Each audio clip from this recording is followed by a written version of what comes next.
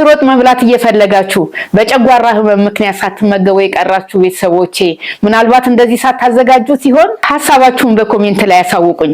ጨጓራ የማይነካ አሰራር እስኪ አብረን እንስራ። ትንሽ በርከት ያለና ደቀቅ ተደርጎ የተከተፈ ቀይ ሽንኩርት ድስታችን ውስጥ እንጨምርና ውሃውን እስከሚመጥ ድረስ ዘጋጀውን ምስር ውሃ ጠብ እያደረግን በደንብ ንጹህ ውሃ እስከሚወጣ ድረስ እናጥበዋለን።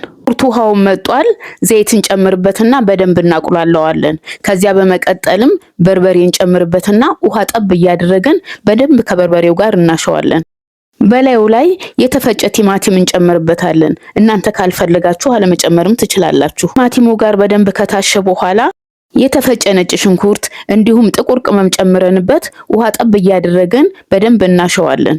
በሌላ ብረት ድስት ውሃ ጨምረን ጋል ካረግን በኋላ ታጠበውን ምስር ገንፈል አድርገን ውሃውን አጥልለን ቁሌት ውስጥ እንጨምረውና በደንብ አድርገን ውሃ ጠብ እያደረግን እናሸዋለን። ከቁሌቱ ጋራ በደንብ ካሸነው በኋላ በመጨረሻ ጋል ያለ ውሃ እንከልስበትና በላዩ ላይ ጨው እንዲሁም ደግሞ ኮረሪማ ነስነስ አድርገን ትክትክ አድርገን ሲበስል እናወጣዋለን።